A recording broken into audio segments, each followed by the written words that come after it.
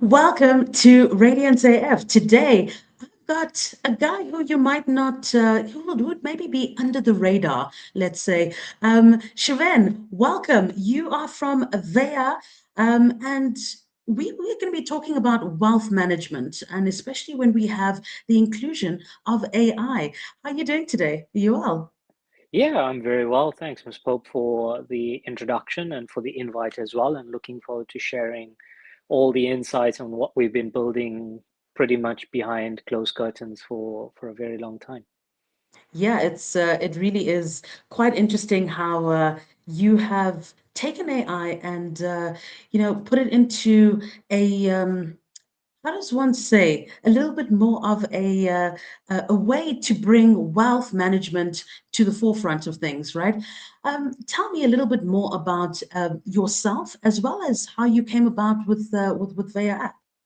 Yeah, so a bit about me. I've spent just over a decade in capital markets, started in treasury, moved into asset management, been a trader, but when I talk about trader, it's more institutional money. So actively been on that side, market making, crypto, a variety of FX and treasury as well. Had a very big passion for capital markets, started very young, have a master's degree in economics and financial engineering. So love the space, love building things, love curating things, and entrepreneurship's always been close to me.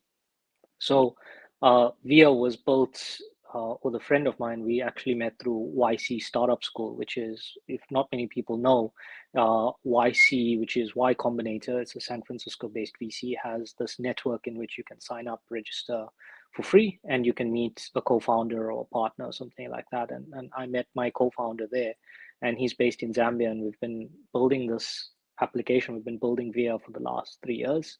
We welcomed our third co-founder in a year and a half ago.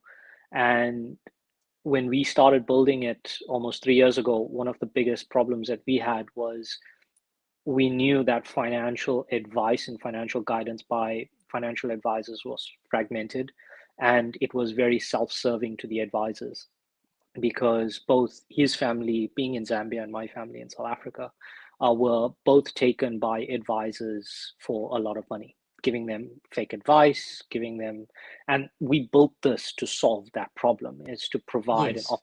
operating system for wealth managers to provide good guidance and good advice Yeah. and transparent advice, but also to provide clients that are not sophisticated or just want to manage their wealth themselves until they're ready for such time they need a wealth manager to have transparent information on hand. And that's what we're building in VIA across the board. That is fantastic. Do you find that at this moment in time, Africa might be a little bit on the back foot, especially when it comes to, let's say, crypto adoption, being able to maybe adopt even stable coins? And when I say Africa, I mean bar Nigeria, right? Because we Yeah. know that they're just another kettle of fish. But Yeah. do you feel like specifically for Southern Africa, it is taking quite a long time for adoption? So if we look at the who's using crypto, right? So we can estimate between 50-20% of the population is using crypto in Southern Africa sort of side. When we did our research and to get to where we are right now, we went through a lot of teething because we at one stage wanted to be something similar to easy equities. And we had to really refine our idea and what we wanted to build over that time.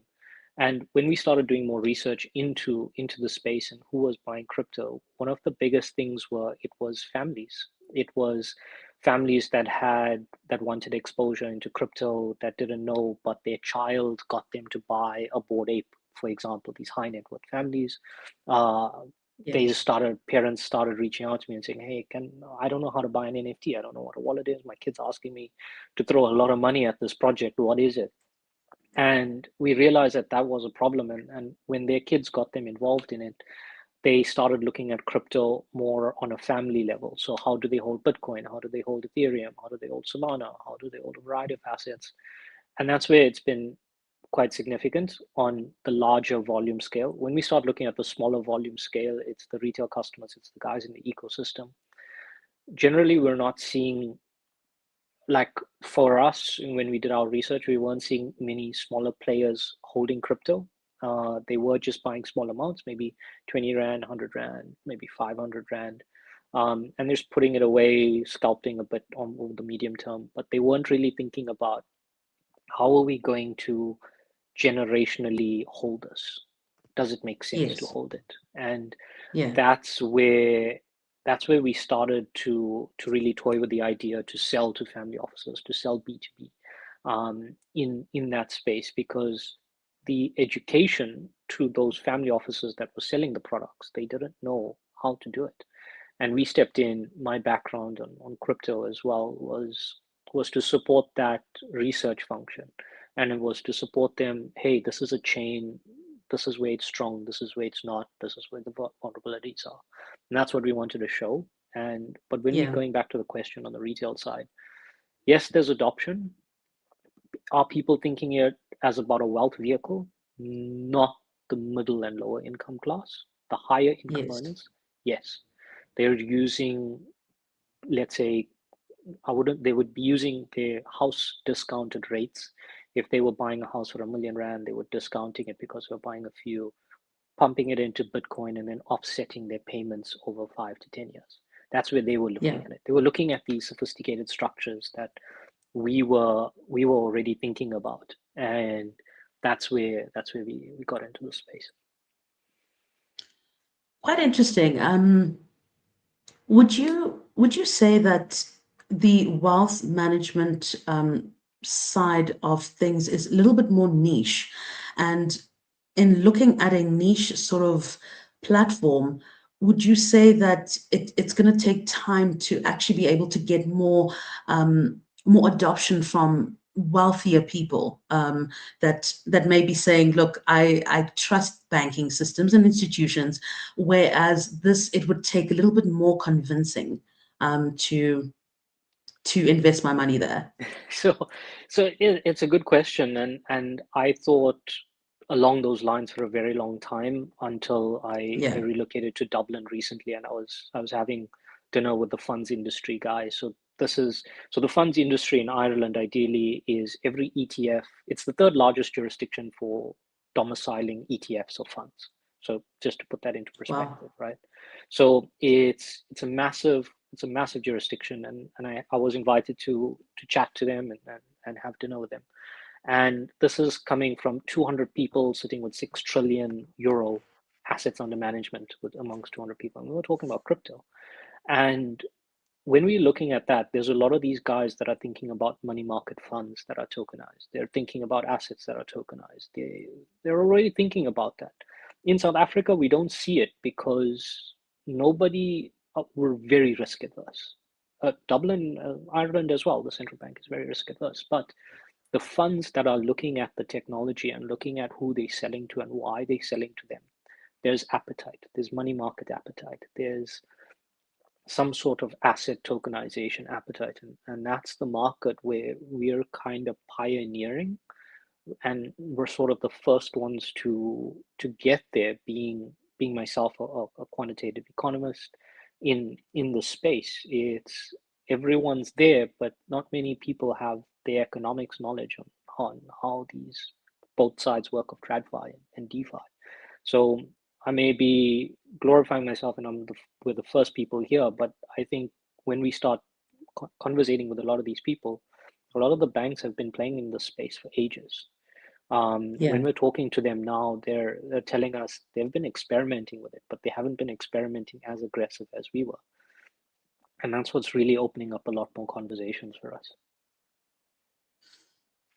I quite like that. I think that the conversation needs to be had, right? Especially when we talk about payments, we talk about onboarding people, we talk about off rails, we talk about all these different facets that are blockchain native, but people aren't necessarily grasping the idea as quickly as one would want them to, right? And I think also the volatility of Bitcoin doesn't necessarily bode well with people trying to have the conversation, right? They Yeah. would look at fiat and be like, well, this is a little bit more risk averse, so they would rather stay in the Web 2 space.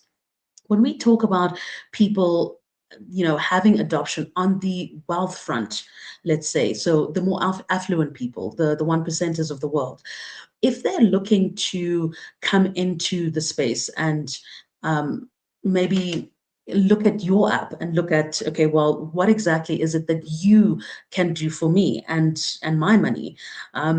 What exactly would your, I don't want to say what would your elevator pitch be, but what would entice them to actually coming to Veya Wealth? So one of the biggest factors is we sell B2B on the primary, on our pre-seed and on our seed rounds now, we were focused on selling B2B.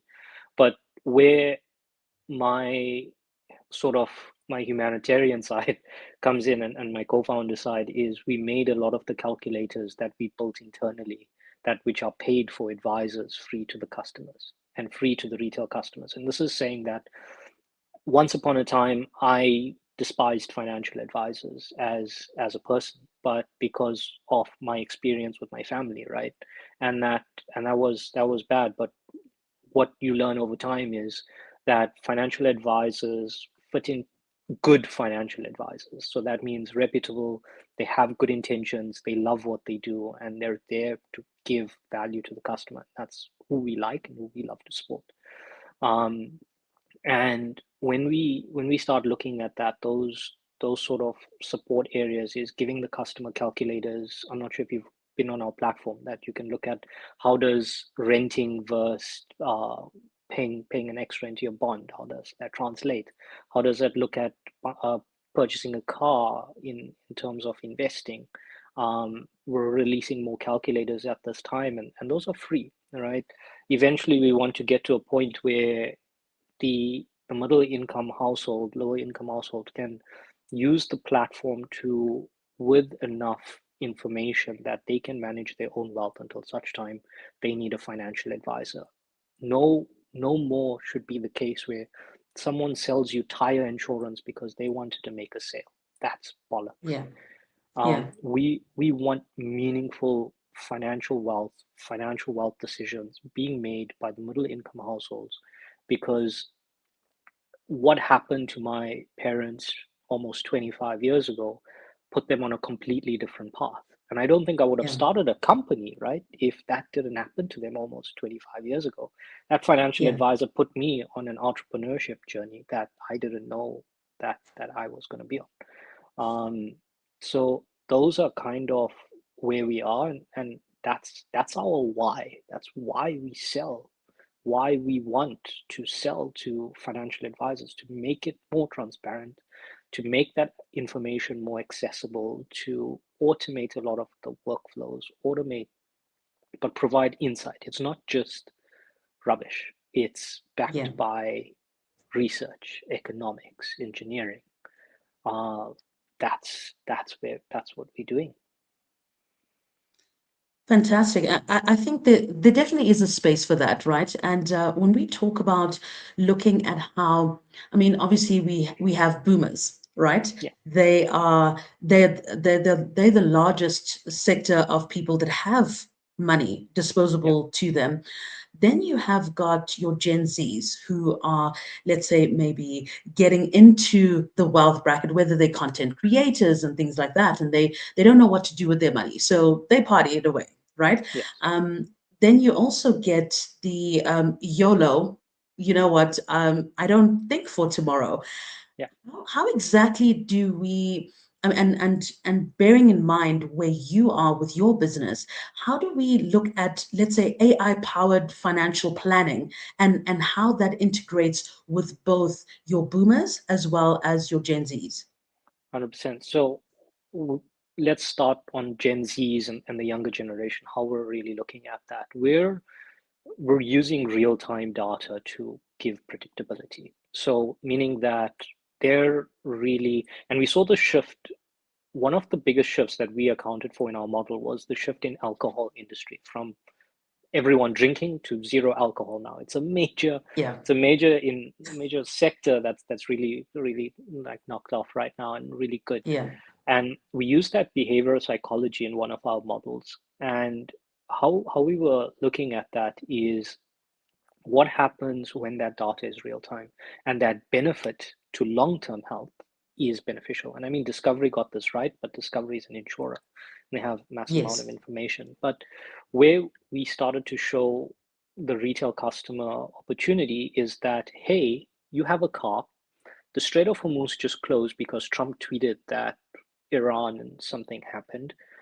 Look, if you save 500 Rand today and over the next 3 months, the moment this impulse actually comes in, you would prevent 60% of the impact into your cash flow. So we're creating that mindset that, hey, these are the economic environments that you don't have to pay attention to. You don't have to read about the news, but we're going to make you aware that we've already accounted for those changes in your budget today.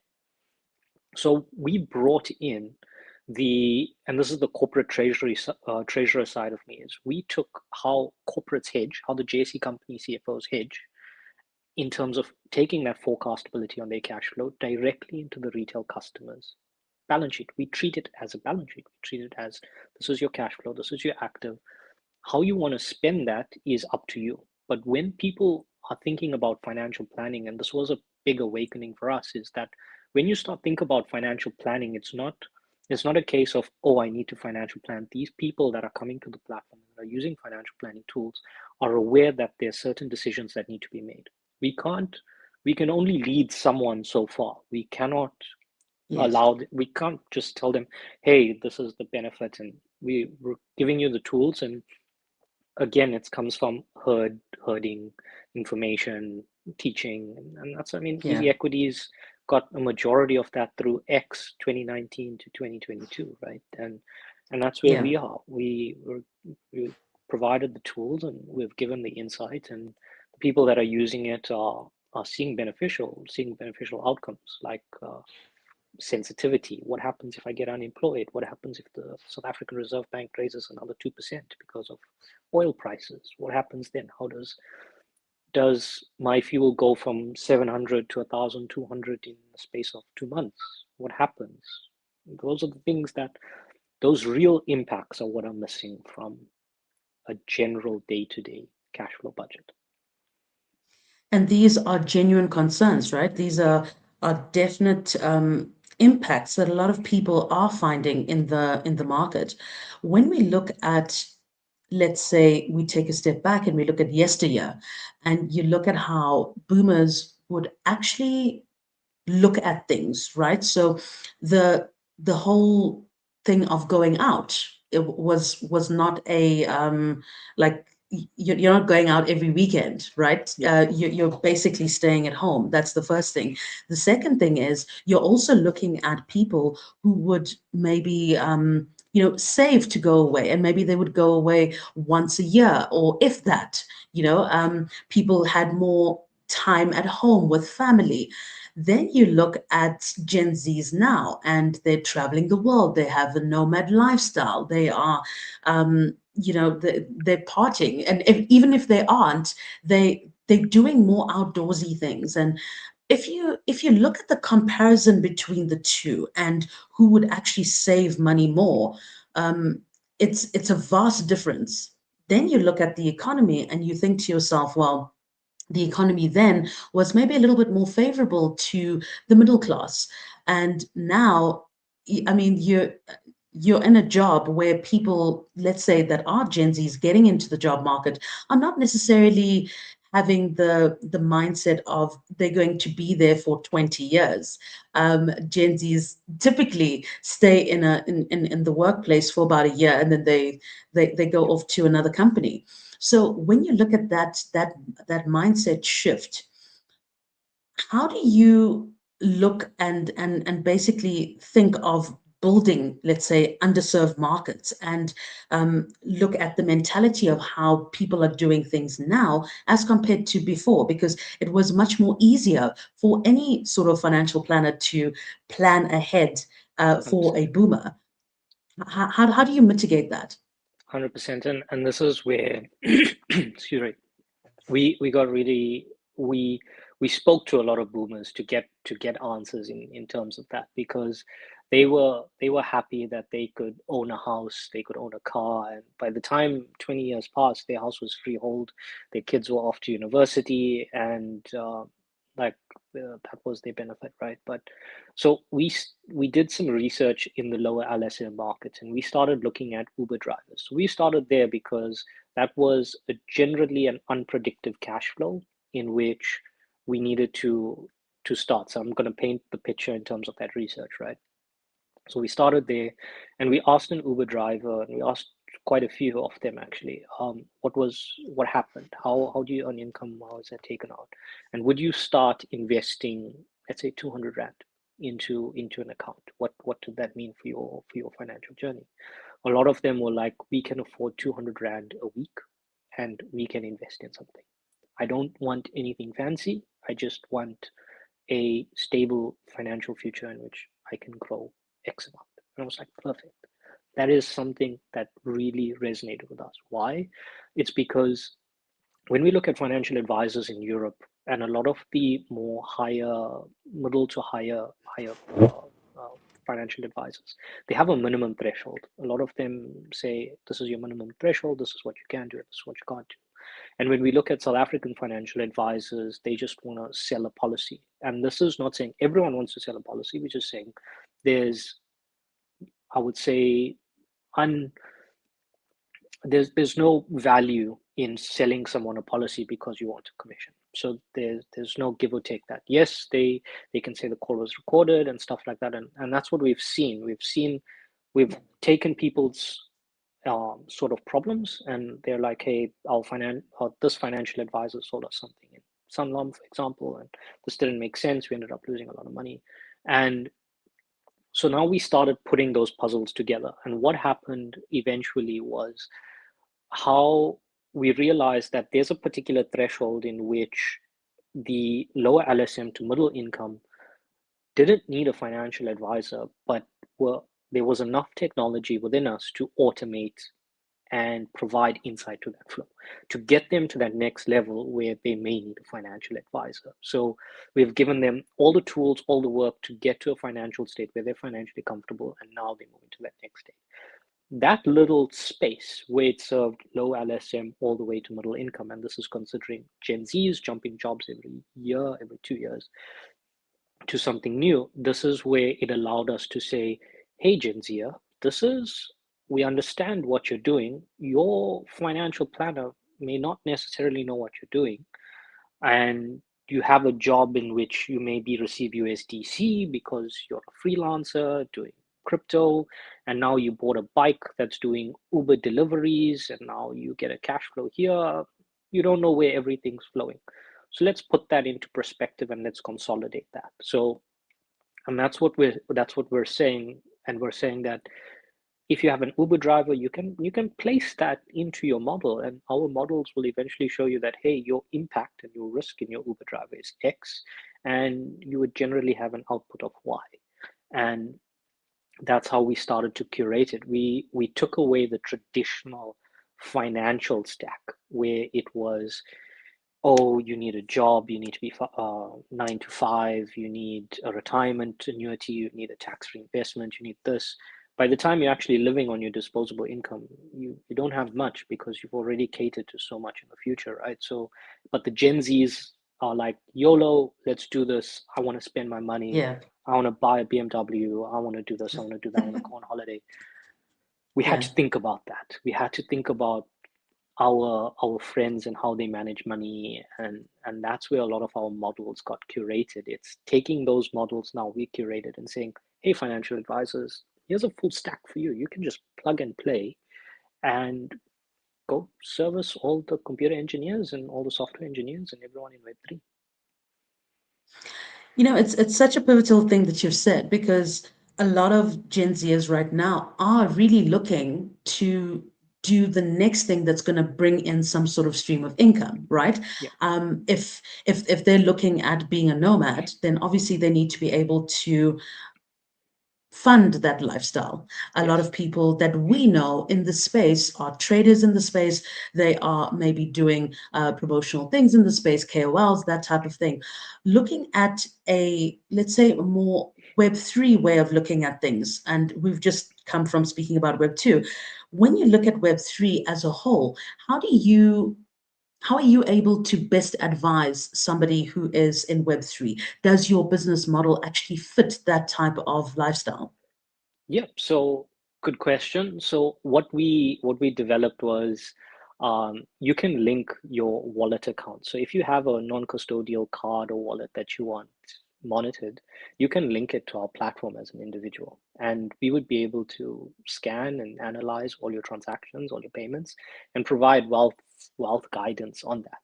And that's how we started thinking about it, because my two co-founders don't use non-custodial cards. I do, because I still function as a nomad, um, and I still receive a lot of payments in USDC and stuff like that. So I wanted that wealth management function, and I was like, I would pay for it and I would use it. And I know there's 300 people on the SA Web3 group that would equally think the same and would equally use it. But yes, we do think about how you can have a multi-signature wallet for yourself in a wealth management space, which is our platform. You can think about how I can think about estate planning. How can I think about simplifying my income? Where should I allocate it? And we have some things coming up a bit later on. I would say phase two, end of phase two, phase three. It's where you would have access to these global funds that are tokenized. So you can, if you have idle cash sitting around, you can move money in for 24 hours and move money out at like next to nothing on fees. And those are just partners that would facilitate that. And this is going to be coming up in Q3, Q4 Sure, of this it year. it it it depends. So where we currently are on the platform, we have an MVP, we have everything up and running. We signed a lot of LOA, letter of interest, LOIs, in terms of who wants to be involved and how do they want to be involved. We do have a very significant player in South Africa that is looking at the technology, and we're looking to support them.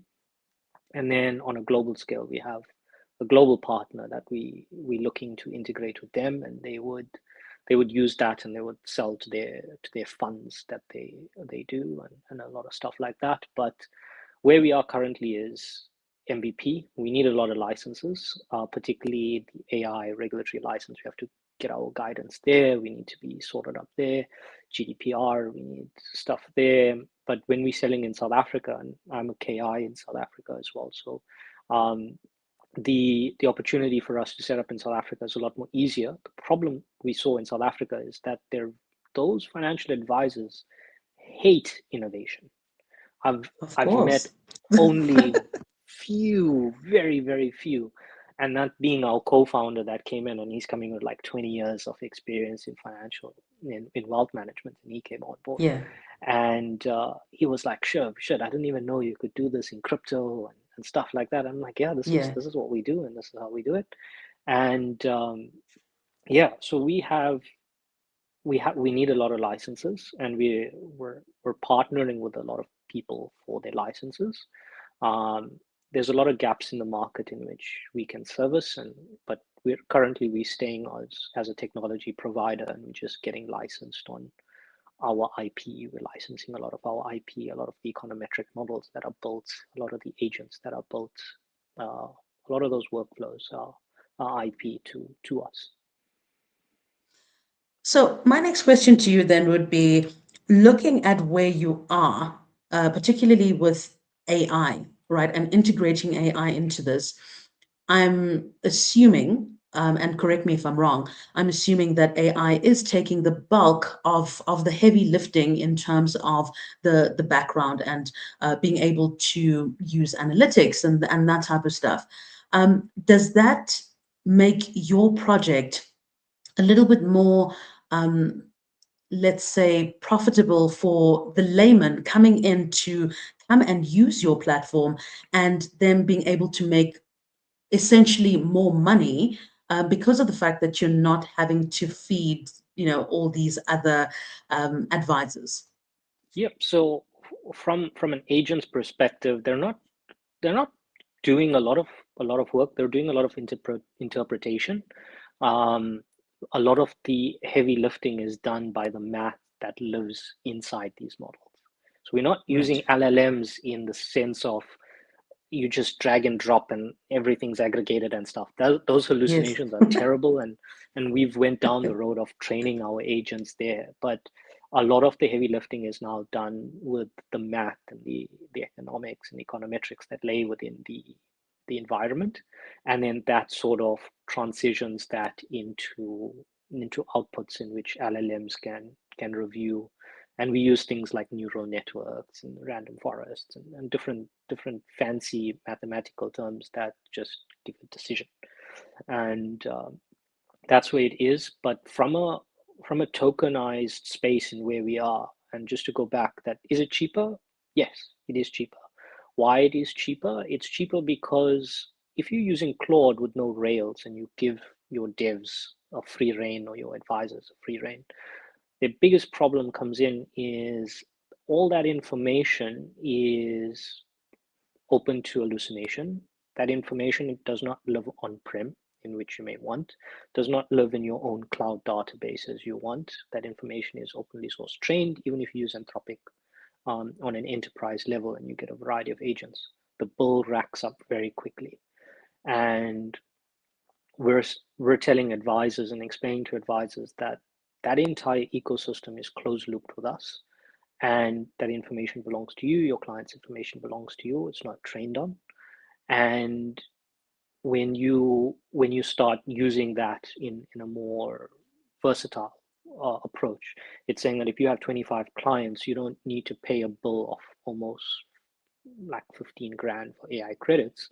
You could start as little as 179 euro, and a lot of the heavy lifting is done within the map, and then it's transitions out into the model to give you more reasoning and more insight.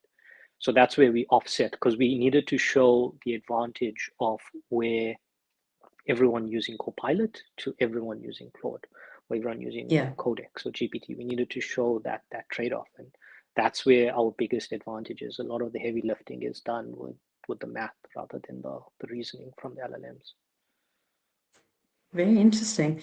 I then want to maybe touch on looking at fractional, um, how do you say, share investing, Yes. and obviously financial education. As we know, it is quite different if you're looking at different parts of the world, right?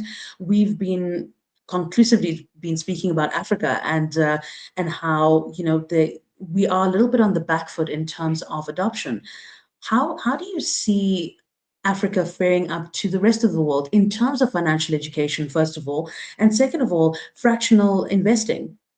And Okay. So maybe speak a 100%. bit more about that. Cool. So let's start with fractional investing. So fractional investing as an underlying product is a derivative. So you can't really buy a fraction of a share, it's a derivative. And those derivatives are quite interesting, and they give access to as little as, I think it's what, 1 Rand or 20 Rand on easy equities. Great advantage to get into the market, and a great way to test instead of using CFDs through a brokerage or a introducing broker of some platform trying to sell you a course on how to trade equities and something like that. So you can start, I guess, FNB, you can start with your local bank, you can start with easy equities. Then the knowledge and the education around it is not so prominent, but they do exist. And I think where the the sad part is people are not willing to put in the effort to actually go and learn and try and maybe test and see, because everything on YouTube is catered to America. It's not really catered to South Africans. And there's very few South African content creators like yourself who share the abundance of knowledge with everyone, that you need to be you need to be willing to learn. And GPT allows you to say, hey, I want to learn something in a South African context. And people need to realize that they need to do that more often, rather than just generically putting in, I want to learn about fractional shares, because they're going to give you something that's done by Franklin Templeton or a variety of other things. So that's where we are there. When we're looking at Europe, in terms of what Europe is thinking about now in fractional investing, Revolut dominates that market.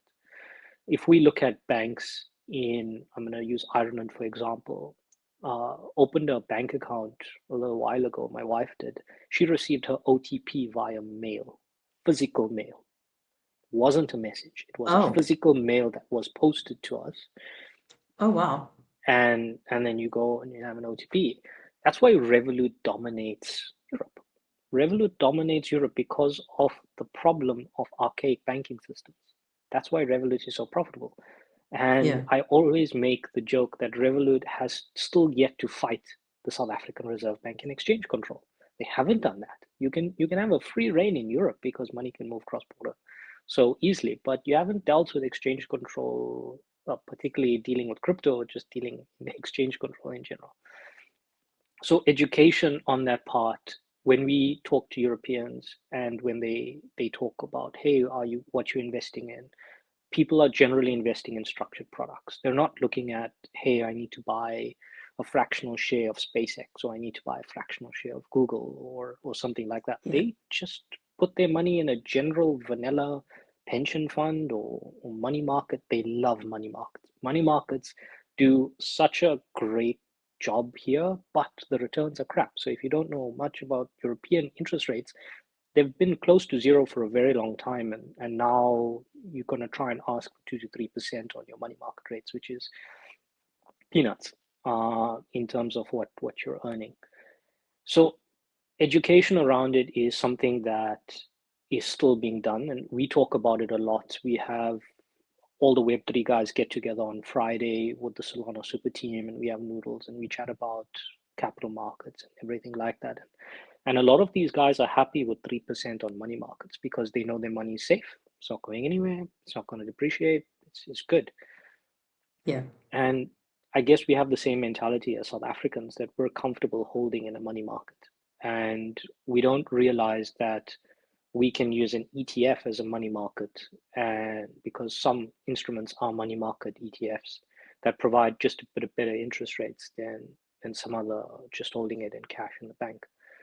So there's different cases, and there's different functions for it. Education wise, I think we're very far off in both jurisdictions, both in Europe and both in South Africa right now.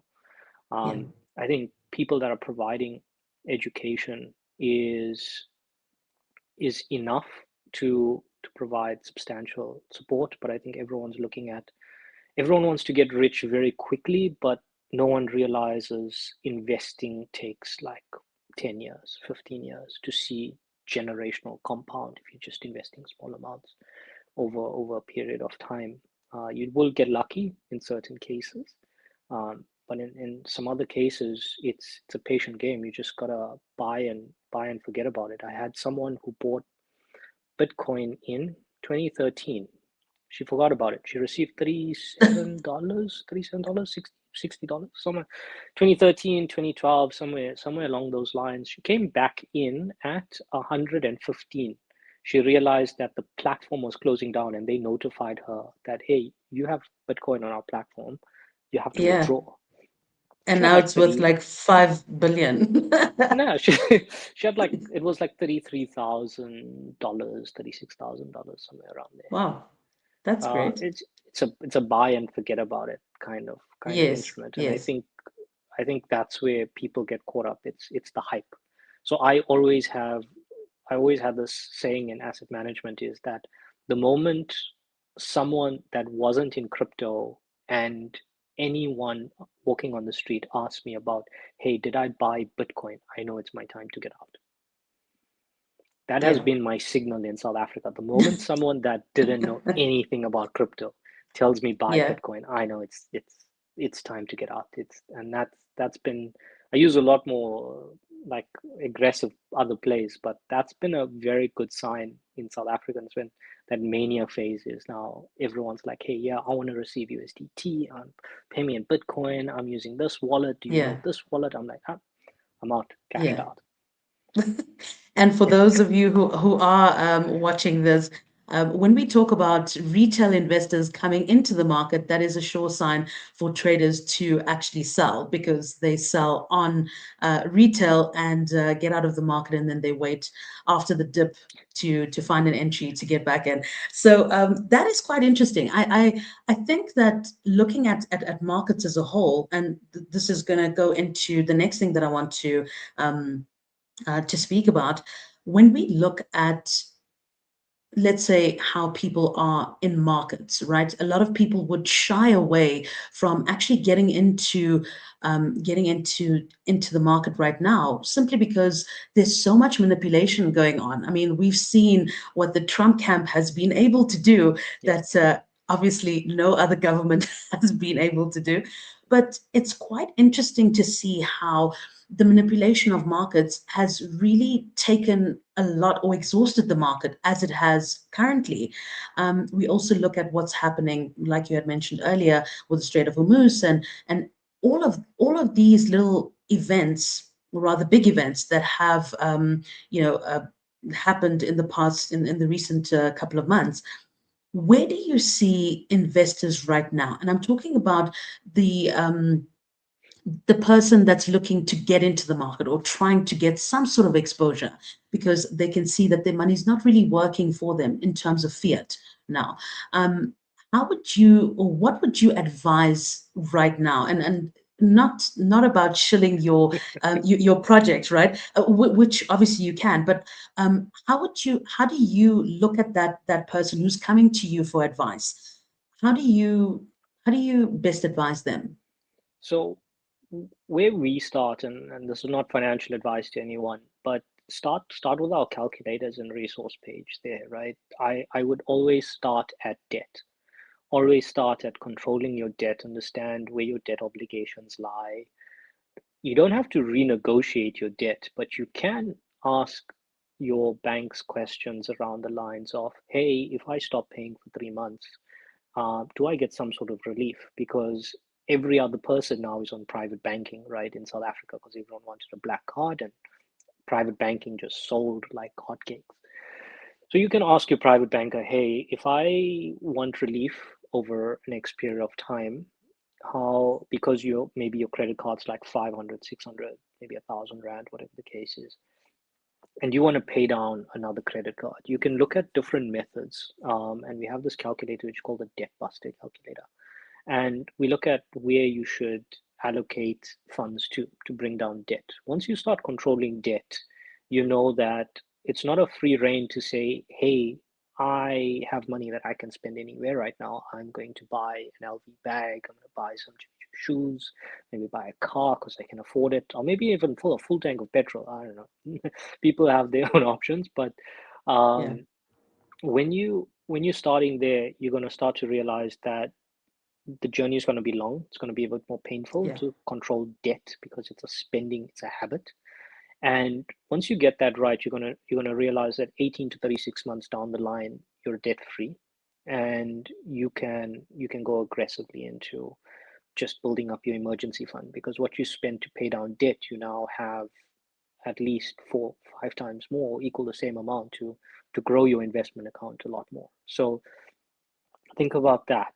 Think about if you're thinking about tax reinvestment accounts. I know this is a big question, and I'm a very big advocate for the tax reinvestment account because you're not really taxed. It's a really good investment for a long period of time under South African ruling. So you can just go and buy some equities, but what the biggest problem that I tell my friends that go in and set up a tax reinvestment account and then buy 6 ETFs, you're buying the same ETF that has an overlapping shareholding. Doesn't make sense. You don't, you're going to be overweight on like Nvidia because you bought two ETFs, one as a global ETF and another as a tech focused ETF. Like it doesn't make sense. You're just paying more fees, and then so you need to think about that. Hey, if I'm spending 500 rand a month, do I want to split 500 rand across three ETFs, or do I want to put it into one ETF until I reach a particular threshold, and then I will diversify out because the ETF already gives me that diversification. So that is my biggest advice in terms of for anyone starting out. It doesn't take a lot to read, and GPT is now available for everyone, but Yeah. start with just controlling your debt. The debt part is our biggest issue. If you're an avid, and that's for a person starting out. If you're someone in crypto, or let's say if you're someone in middle income right now, and you're thinking about buying that car over, let's say, or you're thinking about buying a car right now. Chinese vehicles are extremely cheap in South Africa, and used market is extremely expensive because of the stock. So think about, how does that transition? What happens when you start spending more, and what really happens until you can join our waitlist and be an early user when our platform comes live. But right now, you can use the calculator to see that what is your ideal affordability. So I went the balloon payment when I got my car, and yeah, there were different challenges that came with different things within that space. That was one. For the professionals that are in the space of buying a house right now, I just sold a property that I had recently, and the biggest lessons that I took from there was using the calculator that I put together on the platform, on the Veya.app platform. And that shows you what happens when you pay more into your bond rather than invest that difference in maybe a tax-free investment account, maybe just a share account, whatever the case is. And you would see how it offsets. What is the difference in offset? And that is the advantage that I want to give to you, is that you can, you're going to maybe hold a property for a medium to longer term, or you're staying there or something like that. There are different functions within the space. But what I really want to show you is that you can pay the exact same amount to your bond and invest your money, and you would have equity in your property plus an investment portfolio, or you would just be paying down debt, which would make no sense. That's where the lowest hanging fruit comes in for the middle incomes. And then again, thinking about property and thinking about how you're selling, speak to a lot of people if you're investing in property. Like, that was my biggest lesson, is I wanted to go into an asset class, and I bought a property, and I hated every minute of having tenants, dealing with tenants. I was more out of pocket than anything else there. Whereas I could have just bought a REIT, which is an ETF, and I would Yeah. have earned three to 4% on dividend. I would have been Yeah. comfortable, or would have used easy properties function and taken the dividend out of there. And there's different things in the market. You just have to understand what you want to do, but always start at debt and then move out from there. That's where you should begin. Fantastic advice. And obviously, coming from somebody such as yourself who has been an analyst in the market for quite some time, I think is really great. And education is key. I always believe that, ask first, ask as many questions as you can, especially in this space, right? If you've been making quite a bit of money and you don't know what to do with it, don't just squander it. Go and find out what you can do, because it's not always going to be the good times, right? Such as life is, as things go up, things go down. You will find yourself in a lot more trouble, I would assume, if you're not asking the right questions with the right people. Tell me a little bit more about the future of wealth tech, especially within Africa. And we talk about South Africa, but what about the rest of Africa? Yeah. So one thing was interesting is that Africa as a whole, and in wealth management, is less than $1 trillion business right now. But what we're noticing is that it's less than $1 trillion business because the currency volatility, the domestic currency volatility, is where it's impacted. However, a lot of these customers still have exposure to US equities. They still have offshore exposure. They're still thinking about these kind of things. These pension funds still have offshore exposure. There's opportunity in the market for wealth tech. The biggest hurdle we're seeing in Africa, and when we were testing some pilots in Zambia, and what we noticed was the biggest problem there was the language barrier, is that the jargon within these policies were extremely difficult for the layman who was putting Yes. anything where between 5,000 to 20,000 kwacha away. And that was their biggest limitation right now. And when we start going into Africa, and why we like Wealthtech a lot more is that everyone is in payments. Everyone was thinking about payments. Yeah. And I always ask the question to anyone building in payments is what happens when regulation steps in? Banks can come into the market and they cut fees to zero, which Revolut does. So Revolut makes Yes. card issuing zero, right? And I'm like, Yes. what happens then? You can't charge 1% on transactions anymore. Um, and I made this argument with the ISO committee. I was speaking at the ISO committee the other day, and my topic was around volatility and velocity of currencies, particularly African currencies. And because the ISO group generally speak to European countries and USD, and that volatility is next to nothing. But my question to them was, and my stance was, those payment countries or those payment companies are still struggling with the exact same problem the banks are having, which no one wants to buy the liquidity off of them. And they have very thin liquidities when they're selling you these African-based currencies, unless there's business being done there. And the domestic volatility of that currency due to geopolitical tension or geopolitical issues inflated even more. And that's the example is the Naira, right? So Yeah. we've, I think payment companies now are sorting out the velocity. But when we started to think about Wealthtech, and Wealthtech came from explaining our why, I told you a bit earlier, but Wealthtech was, yes, you're using a payment company and you're doing this, but at the end of the day, you're still thinking about retirement, you're still thinking about your kids, you're still thinking about your parents, how all of this is going to fit in. You're still thinking about your partner. You're still thinking about, hey, living a very stable life towards the end of life, right? Um, and those are the questions that we wanted to answer because those are issues as a co-founding team we've experienced. We've grew up with Yeah. those experiences, and Yeah. that's where Wealthtech.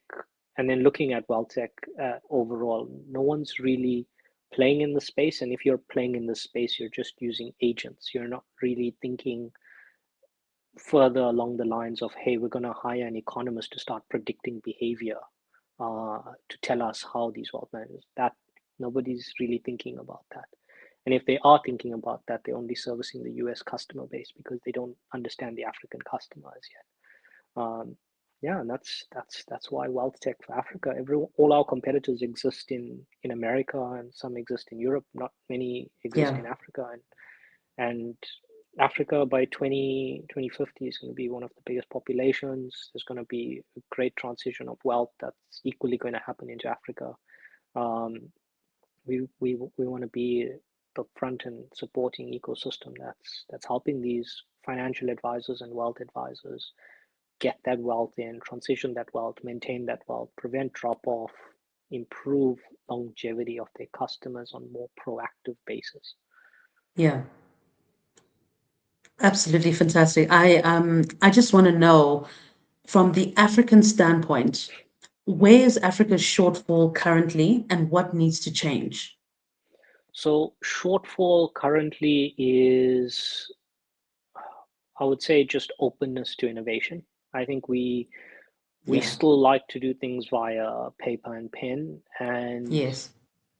like we look at the adoption of mobile money, we always, even when we're building now with our devs, we always ask the question on how can we be as simple as mobile money. Mobile money is the pivotal aspect of UI and user interface for any Yes. testing market in Africa. You should know your UI, which you should follow how these guys in mobile money did it. Um, Yeah. and that's our thought process. That's our thought process around it is wealth management is highly regulated, particularly because of the pensions industry and the collective investment schemes in South Africa, but also just pensions in general. It's a very sticky environment. It's a very Yes. legacy based businesses. Boomers Yeah.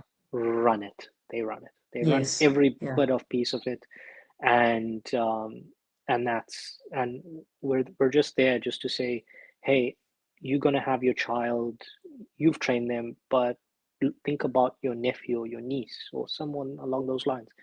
You don't actually provide any financial advice to them, but they're eventually going to need it. How would you translate that information to them? And those are the types of Correct. questions we ask, because nobody everyone says, yeah, my kid knows financial planning because, yeah, I'm a financial professional and da da da. I'm like, yes, 100%. Your niece, nephew, your cousin, how how are you translating your knowledge to them, because they're not a client of yours. Yes. And that's where we want to get involved. I want to say, hey, your niece can use our platform until she's ready, and then she can use you as a wealth advisor. But you can guide your niece, for example, you can guide your nephew. And those are the tools that we want to provide. It's transparent.